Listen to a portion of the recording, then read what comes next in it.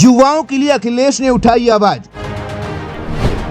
CM Yogi Adityanath से की सिफारिश, पुलिस भर्ती में उम्र का दायरा बढ़ाने की मांग, यूपी में 60,000 पदों पर निकली है भर्ती, क्या सरकार मानेगी विपक्षी नेता की बात। साल था 2019, तारीख थी 31 मई और दिन था शुक्रवार। मोदी सरकार की ताजपोशी हुई एक ही दिन गुजरा था कि देश की एक केंद्रीय एजेंसी CSO यानी केंद्रीय सांख्यिकी कार्यालय ने बेरोजगारी से जुड़ा एक आंकड़ा पेश किया, जिसमें सरकार ने ये माना कि हिंदुस्तान में बेरोजगारी की दर 45 साल के सर्वोच्च स्तर पर है। ये बात अलग है कि 5 साल की सरकार चला चुकी बीजेपी चुनाव में बेरोजगारी की बात से मुकरती रही है और युवाओं को गुमराह करती रही। इसके बाद 5 साल और गुजरने को हैं। बेरोजगारी का मुद्दा फिर से सियासी फिजाओं में गूंज रहा है। सरकार की तरफ से रोजगार के नए अवसर बनाए जाए और खाली सरकारी पदों को भरा जाए, ये मांग विपक्ष कर रहा है। देश के सबसे बड़े सूबे उत्तर प्रदेश में कमान अखिलेश यादव ने संभाल रखी है, वो भी लगातार सरकार को इसी मुद्दे पर घेर रहे हैं। हाल ही में जब यूपी सरकार की तरफ से 60,000 से ज्यादा पदों पर पुलिस भर्ती का ऐलान किया गया, तो अखिलेश यादव ने इस पर भी एक नई मांग रख दी। उन्होंने सोशल मीडिया प्लेटफॉर्म X पर लिखा, बेरोजगार युवाओं और विपक्ष के दबाव में आखिरकार उत्तर प्रदेश में कई सालों के बाद पुलिस भर्ती निकाली है। इस बीच कई युवा भर्ती का इंतजार करते करते नौकरी पाने की उम्र पार कर गए। इसीलिए भाजपा सरकार इस भर्ती में अभ्यर्थियों को कम से कम 3 या 4 साल की छूट दे।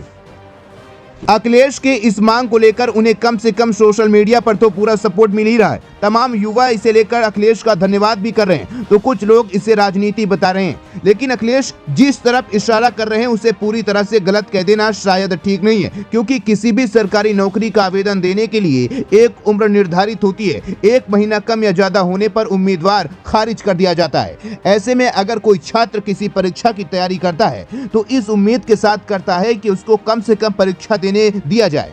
लेकिन अगर उस नौकरी के लिए कई साल भर्ती ही न निकले और उस बीच छात्र तैयारी करते करते ओवर एज हो जाए, यानी उस परीक्षा के लिए निर्धारित उम्र को पार कर जाए, तो गलती किसकी होगी? क्या वो छात्र इस चीज के लिए जिम्मेदार होगा? बिल्कुल नहीं होगा। यहाँ गलती साफ तौर पर सरकारी तंत्र की होगी, जो वक्त रहते परीक्षा नहीं करा पाए।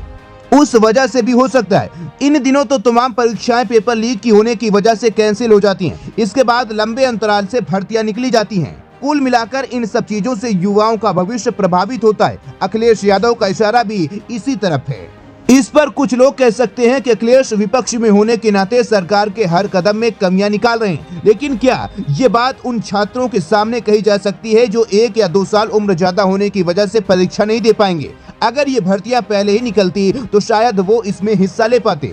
यहाँ सवाल ये नहीं है कि सरकार 60,000 रोजगार देने की कोशिश कर रही है। रोजगार देना सरकार का फर्ज है। सरकार आम आदमी के टैक्स के पैसों पर ही ये नौकरियां निकालती हैं और सरकारी काम के लिए ही कर्मचारियों को रखती है। निरंतर भर्तियां निकले और इच्छुक युवा इसमें भाग ले पाए, ये सुनिश्चित करने का काम भी सरकार का ही है। अगर सरकार ये नहीं कर पा रही है तो वो प्रदेश के तमाम युवाओं के भविष्य के साथ खिलवाड़ कर रही है। अगर नहीं कर रही है तो उसे मुआवजा के तौर पर थोड़ी राहत देनी चाहिए, जिससे युवाओं का भरोसा सरकारी तंत्र में बना रहे। अन्यथा पकौड़ा तल के ही सही, हर कोई अपना पेट तो पाल ही लेगा, फिर सरकार की जरूरत ही क्या रह जाएगी।